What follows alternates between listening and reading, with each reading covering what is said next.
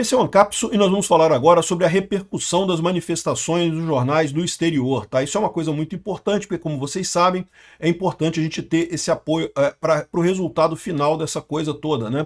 O Trump está sendo muito criticado lá nos Estados Unidos por botar Magnitsky no Alexandre de Moraes e outras coisas, então é importante a gente deixar claro de que lado está o povo brasileiro. Não, esse pessoal não está lutando pela democracia, não. O STF está lutando para oprimir o povo brasileiro e fica cada vez mais claro com as manifestações enormes que aconteceram no Brasil inteiro ontem, né? Mas, como eu disse para vocês que iria acontecer, alguns jornais no exterior, como por exemplo o Euronews, caíram no truquezinho da esquerda aqui no Brasil, né? Eu falei para vocês, a esquerda convocou manifestações contra Bolsonaro no dia 7 de setembro, eles sabiam que seriam manifestações pequenas, que não seria nada, né? Que seriam poucas pessoas. Tirando São Paulo, que tinha um grupozinho pequeno, aqui no Rio tinha um grupozinho pequeno também, a verdade é que no resto do Brasil não teve nada. Mas o objetivo deles sempre foi esse, que os jornais botassem esse tipo de manchete. Olha só, Brasil varrido por manifestações a favor e contra Bolsonaro. Ô porra, manifestação contra Bolsonaro não teve nada praticamente, né? Meia dúzia de gato pingado e coisa e tal. Teve manifestações a favor de Bolsonaro, contra o Alexandre de Moraes, contra o Lula, né? Então, vamos entender como é que os jornais viram isso aqui, porque, na verdade, tirando o Euronews, os outros jornais todos tiveram a visão correta. Aqui o New York Times colocou, The Guardian, Reuters, Al Jazeera, BBC, todos eles colocaram a coisa correta.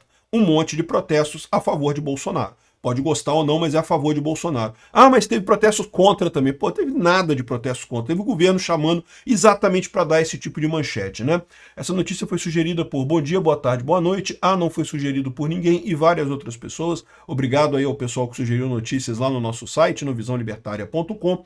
E obrigado a você que está assistindo o nosso vídeo. Se você gosta do nosso conteúdo, por favor, deixe o seu like e se inscreva aqui no canal, né?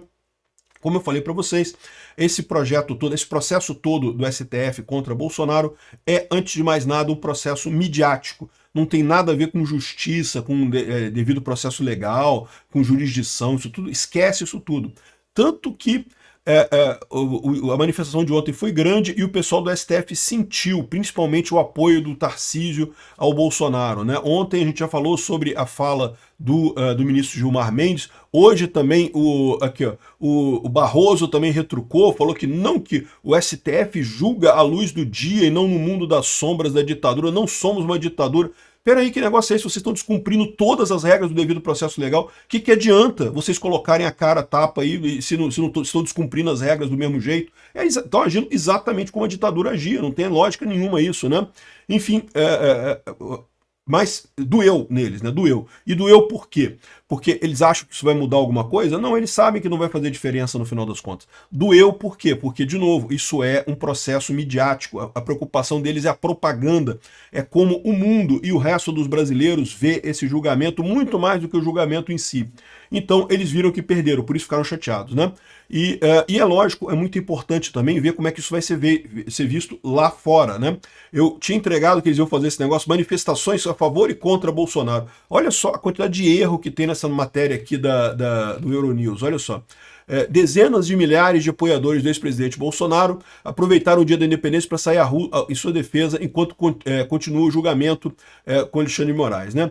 Nesse domingo, dia que é assinalado 203 anos de independência do Brasil, o país é varrido por manifestações em dezenas de cidades, apoiando o presidente derrotado que invadiram os sédios de órgãos de soberania em Brasília para tentar impedir a posse do Lula. Caramba, olha a lambança que o cara fez. Ele está dizendo aqui que teve invasão no dia 8 de janeiro para impedir a posse. O Lula já tinha tomado posse, meu amigo. O Lula já era presidente, já tinha tomado posse. Ele está confundindo o 8 de janeiro com o 6 de janeiro, né? Porque o 6 de janeiro, lá nos Estados Unidos, foi de fato uma tentativa de impedir que o Biden fosse declarado ganhador da eleição. Aqui não, o 8 de janeiro o Lula já tinha tomado posse, já era o Lula presidente do Brasil, né?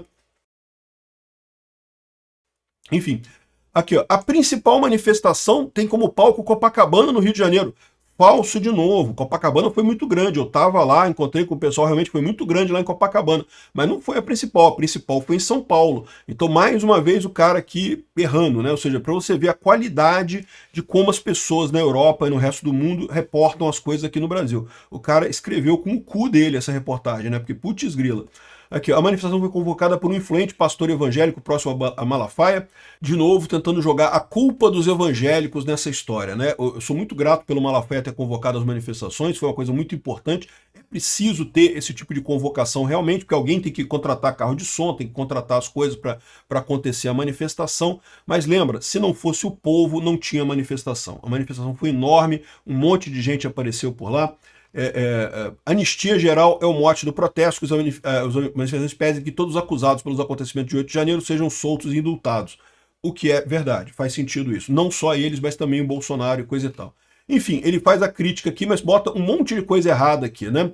Na manifestação também há muitos sinais de apoio a Trump, aliado de Bolsonaro, que terá inspirado o 8 de janeiro com o 6 de janeiro. Não. O apoio a Trump é porque o Trump botou a Magnitsky no Alexandre de Moraes, decretou o Alexandre de Moraes como violador de direitos humanos, o que é verdade, né? E os brasileiros são gratos ao Trump por isso, e também colocou tarifas ao Brasil contra o governo Lula, porque de fato é uma coisa importante disso daqui, né? Então, ou seja, o cara não sabe do que está falando, está escrevendo um monte de coisa aqui sem saber o que está falando, né? Mas felizmente parece que esse caso aqui da Euronews, o jornalista de merda aqui, o senhor Ricardo Figueira, totalmente incompetente, se não sabe do que fala, por favor, não fale. E aqui outros jornais tiveram uma cobertura um pouco melhor.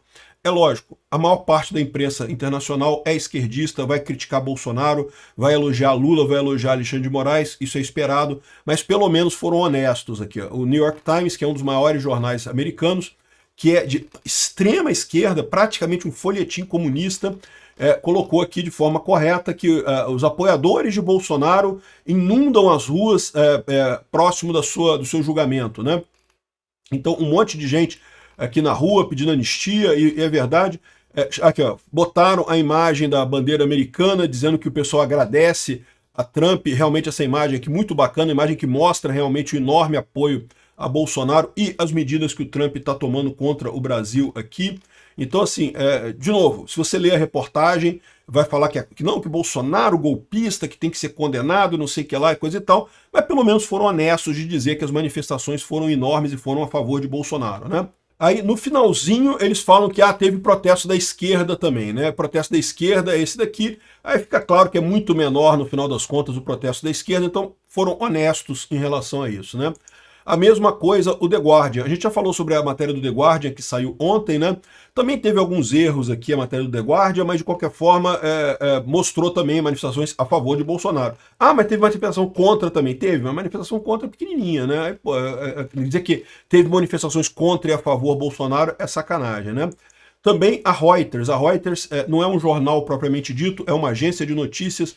Então, na verdade, vários jornais pegam informação na Reuters para replicar para outros jornais, então é muito importante isso daqui. E a Reuters falou também da maneira correta que teve muitos manifestantes a favor de Bolsonaro aguardando o veredito, né, da primeira turma lá do STF essa semana, né? Então mostra aqui o pessoal, fala sobre os encontros, fala sobre São Paulo. Mais uma vez, não é que sejam isentos, são esquerdistas, mas pelo menos foram honestos em falar que teve manifestação a favor de Bolsonaro, né? Al Jazeera extrema esquerda isso daqui, né? Também falando dessa forma, de forma correta, a favor de Bolsonaro, e também destacando aqui que os brasileiros apoiam Trump, querem que Trump ajude realmente a tirar o Alexandre de Moraes desse julgamento, que é absolutamente absurdo o que ele está fazendo. O Alexandre de Moraes tem que responder por esse crime que ele está cometendo, né? E também a BBC, que é outro jornal de extrema esquerda, também deixou claro aqui, ó. Uma grande demonstração aconteceu na cidade de São Paulo para denunciar o julgamento do ex-presidente Jair Bolsonaro. O Bolsonaro está sendo acusado de uma tentativa de golpe, não sei o que lá. A corte espera que condene Bolsonaro nos próximos dias. Enfim, no final das contas, foram honestos em dizer que houve uma manifestação a favor de Bolsonaro. Também aqui estão deixando coisas de falar, né? Porque, por exemplo, não foi só em São Paulo, foi no Brasil inteiro, em várias cidades, né? Mas São Paulo foi o maior, sem dúvida alguma, então é importante isso daqui. Então essa é a situação. Eu acho que a repercussão foi bacana, tirando um jornal ou outro que caiu na pegadinha do Lula, a maior parte dos jornais mostrou a verdade. E, bom, isso é lógico, não quer dizer nada em termos de mudar o julgamento. Eu não sei se Bolsonaro vai ser condenado, como eu falei para vocês, se fosse há 2 meses atrás eu diria que 100% de chance de ser condenado, Agora eu diria que sim, tem chance dele ser condenado, mas eu não diria que é 100%. Há a chance dele não ser condenado. Vamos ver como é que vão votar os juízes do STF, né? E a prova que o pessoal não gostou, estão criticando muito o Tarcísio. Eu vou falar mais sobre a questão do Tarcísio aí em outros vídeos. Estão criticando muito o Tarcísio, porque ele criticou o STF, ele ficou do lado do povo, ele apoiou a anistia. Veja, é isso que o pessoal do STF teme.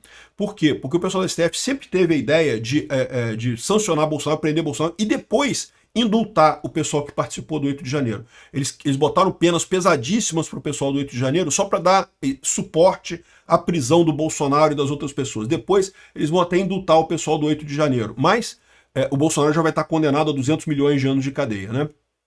Agora, essa manifestação mostra que o Bolsonaro tem muito apoio, então isso frustra essa ideia deles.